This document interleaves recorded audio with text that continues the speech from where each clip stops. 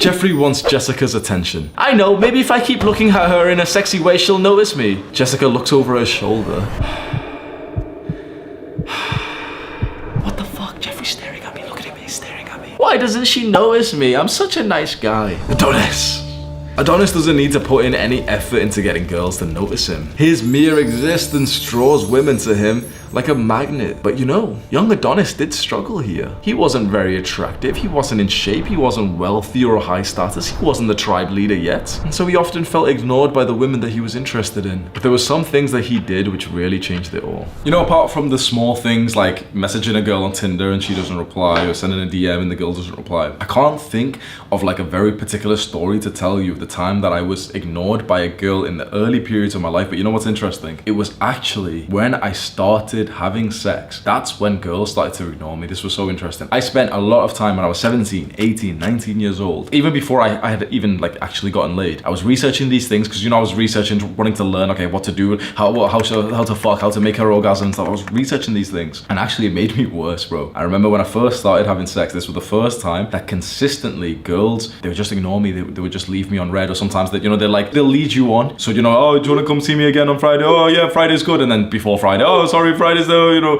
and she keeps canceling, rescheduling. This started to happen so often, and it was actually fucking me up mentally, because I don't know if this is like too specific or not, if anyone else can relate to this, but what was happening was that, you know, I'd been doing all this research on how to improve my bedroom skills. That seemed like a good idea. The issue with that was that then I became quite neurotically overthinking when it came time to make love. And so what happened then, from age 19 with my first ever girlfriend, then with like some girls that I started like, you know, dating casually, I was a bit of a degenerate back then. I do the hard part of like attracting her, bringing her back, you know, hooking up with her on Tinder or something. She comes over and I'm autistically thinking about the perfect routine that all of like the sex advice guys have told me, okay, do this, do this, do this. And you know what was so interesting? These girls would say, you know, it was a good time with me, whatever. Some girls were literally saying, oh my God, you look like really ecstatic, right? Every single girl afterwards disappeared. Every single one. I did exactly what everyone told me. Even the girls said it was good and everything. And I apologize if this is too vulgar, but this is my real story. And they didn't come back. I got ignored. And one time I realized what this was. I realized by accident, honestly. So all this time I'd been doing this almost good boy routine of prioritizing her. You know, the advice I saw online for like how to improve your sex life was that you should make her orgasm like 3 times before you even have sex with her. You should do this with your tongue. You should do this with your fingers. You should kiss her all over. You should go slow and all. I did all this, right? One time I just realized, and I was like,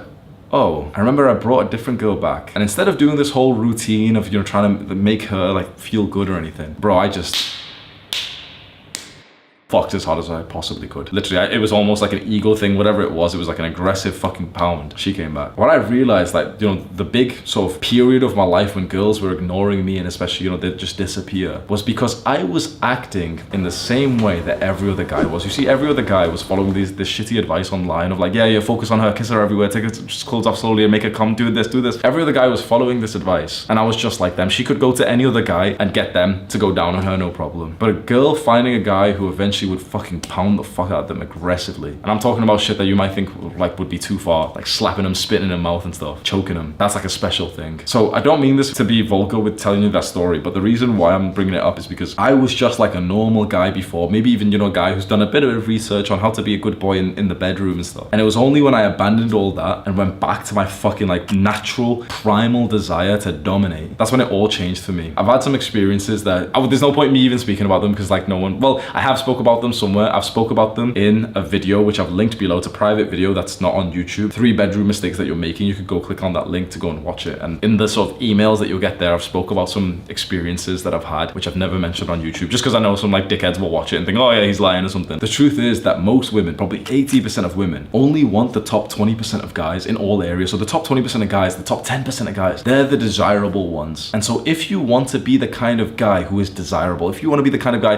who doesn't get ignored by girls, all you need to focus on is getting into the top 10 to 20% of men. And there's a few good ways to do this. What I've just mentioned before is improving your bedroom skills. Now, I didn't do that, right? So what I did was I improved the other things like my physique, my confidence, and I kind of left, you know, the sexual sides of things up until it was so late that I was actually having sex, but I wasn't good at it. And then I was like having problems with it. So that's why I've mentioned it first, because I went through a lot of mental turbulence because I improved myself, became attractive, started dating girls, but then didn't know how to really, like, I knew how to escalate it to sex, but I I didn't know how to actually be good at it. And that really fucked me up mentally. I know it sounds degenerate, but I think it's so entirely important for a young man to at least feel confidence in the bedroom, to feel confident with dominating a woman, because I didn't at the time. I had like probably 9 months of actual like headache every single day, feeling like shit because I didn't know what the fuck to do. So I'd say definitely go and learn that. What are the traits do the top 10% of men have that you can start to emulate and become, so that then you become one of these guys who don't get ignored? Well, be attractive. It's an important trait, if not the most important trait to attracting women. It's literally how you look. A lot of guys don't want to admit this, and a lot of girls don't want to admit this either, but in the new modern age of dating, where everyone's dating on Instagram and Tinder, you not only have to look good, you have to take good pictures. This is a twofold point of improvement. A lot of guys don't look good, but you know, a fair amount of guys have started to look good and, you know, improve their style their hair, build some muscle. But the majority of guys are trash at taking pictures. Now, fair enough, these platforms where this is happening is degenerate. It's bad for your mental health. You know, Tinder's bad,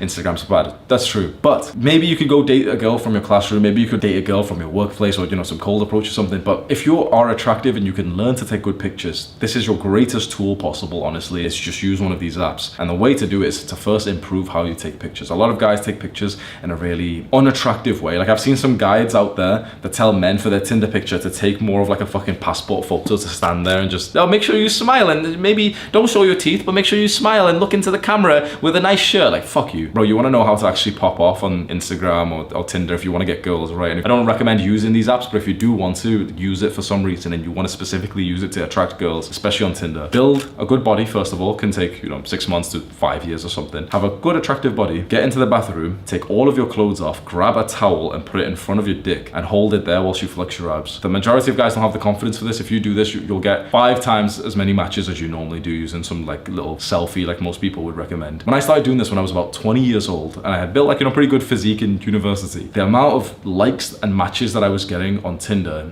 you wouldn't even believe it, because no one can believe that much. You see like male models who get like 20 matches a day. I was getting maybe double that. What you need to do to become the kind of guy that girls don't ignore is to be so fucking special, so unique. Every guy's doing a little stupid ass selfie. Oh, every guy's sending them the same things, bro. Every single guy. I remember on Tinder, I don't even have it now, but back in the day when I used to use it when I was like 20 years old, I remember that all the advice out there was so shit. It was literally like, oh, you know, take an interest in her and make a pun about her name and see if there's anything going on in her pictures that you can talk about. And I cringed so much. Like, what the fuck are you gonna do? You're gonna become one of these dweebs who are like looking at the fucking profile picture like, oh, is that a plant pot in the background? Should we plant our love together? Oh, whoa, is that a painting in your picture, Sarah? Couldn't we paint a life together? Your name's Anna? Wouldn't you, Anna, be like to fuck her?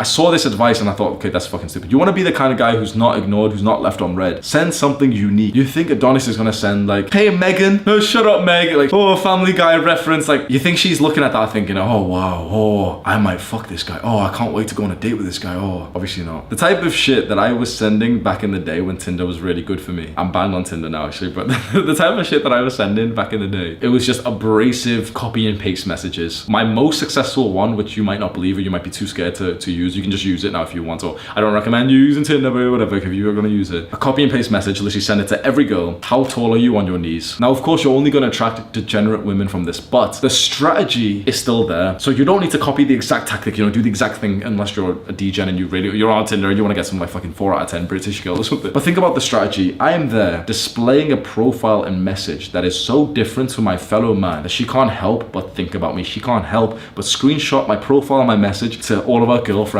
and they're all like, oh, what is this guy? Like, who does he think he is? Right swipe. The strategy is to act and preferably become kind of top tier 10% man, 1% man, who doesn't need these fucking puns to attract a girl. Be so damn good that they can't help but think about you and to reply back to you. You know, since that time when I was like a fuckboy in university, I've gotten into business and everything, right? You know what I've realized? Business, especially sales, is exactly the skill of attracting women. You know, there's a big part of sales, of marketing, which is creating an offer. So you may have read the book 100 Million Offers by Alex Hamza. Amazing book's like 99 cents. Oh, I'm marketing it for him now. It's 99 cents on Amazon, and he's got nothing to sell you, right? It's an amazing book, and essentially it's about creating an offer of, you know, something that you sell. So instead of just selling the normal thing, you sell the thing on steroids. You've added things into it. You've done this. So you have this really brilliant offer. So for example, the offer for a normal gym is like, oh well, you can use our gym for a month and we'll charge you $30. That's like the normal offer, right? It's it's a bit dead. It's like, okay, well, I'll just go look at every gym around and see which one's closest to me. There's no gym that really competes, right? But then there's the higher end gym. Here is our exclusive offer. This is an exclusive gym. There's very attractive Instagram model girls here. We've got 3 saunas, we've got 3 pools,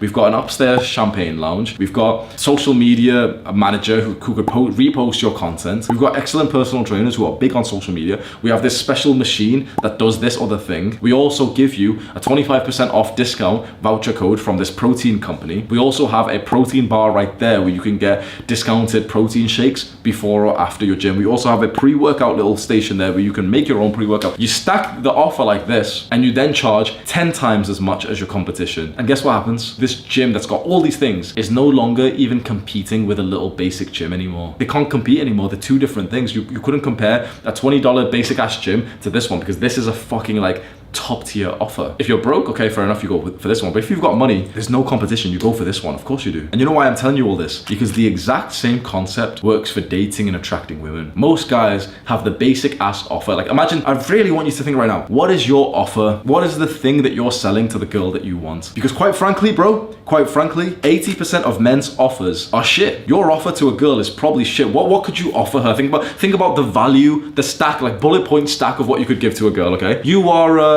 not very confident, a little bit insecure. You're not that attractive. You're not like, yeah, but you know, I'm a 5. You're shy about your dick size. Your grooming and hygiene isn't that great. Okay, what could you actually offer? What's some positive things? Well, I can be an average boyfriend who gives you compliments. Okay, so can every other guy. I can maybe we can go on dates and split the bill. Okay, so can every other guy. I can maybe take some Instagram pictures. So can every other guy. So right now, you trying to get this girl, you are that basic chain gym, the $20 a month chain gym. Some people sign up to these chain gyms, don't they? So maybe you'll get lucky every couple of years or so. Or you could upgrade your offer to be like that mega gym where suddenly you're like, yep, I'm attractive as fuck. I'm so confident that even I'll be confident for you. I'm skilled in this particular field which the girl is interested in, so you will improve in that area. So for example, part of like my value stack to what I give to a girl when we date is that I'm like very much into fitness. I've done a bunch of research and training and stuff. So when a girl gets with me, her physique improves, and the same is for self-improvement. When a girl gets with me, she starts meditating, journaling and everything, so their lives improve. That's my value stack, right? What about for you? Oh, well, we could maybe play video games together.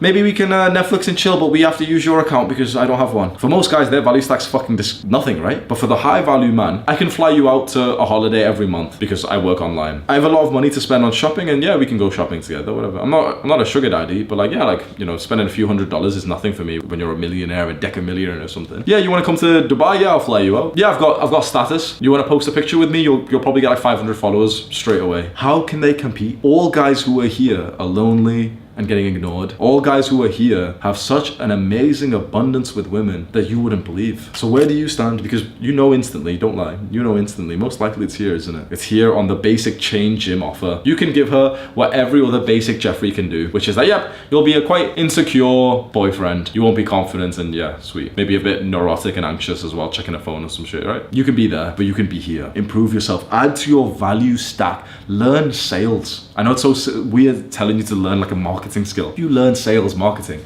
and you read, for example, the book 100 Million Offers, you'll start to realize, okay, what goes into an offer, because you're always offering something. For you to click on this video, I've offered you everything else. I've offered you me, my personality, me wearing a bathrobe, the extra like fucking novelty thing of a bathrobe, offered you the video and sound quality, I've offered you the thumbnail and the title and stuff. There's always an offer. If you're not doing well in any area, it's because what you're offering in that area is trash. If you're on minimum wage, guess what? Your offer is trash. If you're lonely, guess what? Your offer for a girlfriend is trash. I know this hurts to hear, and probably the guys who needed to hear this the most have already clicked off because they don't have the attention span. But if you're still sat here right now with hurt feelings, but with a fucking drive in your mind and your heart to think, okay, you know what, fuck it, he's right, my offer's fucking trash right now, but I can change that. Good. Because when I realized this when I was 17, 18, 19 years old, it hurt my feelings. Of course it does, because you don't want to, like, you never want to hear that you're not, you know, high value, you're not that great, right? But it was valuable for me to think this. And then I started to stack like the offer. So when I'm like 20 years old, 2 things I prided myself on was my like little lean fuckboy physique. You know, I had like a bit of muscle and, you know, I looked pretty good, right? But also, quite frankly, just to be vulgar, the way that I fucked, I knew for a fact that was the thing making me special. That was the reason why I had such an abundance back then when I was totally broke and everything.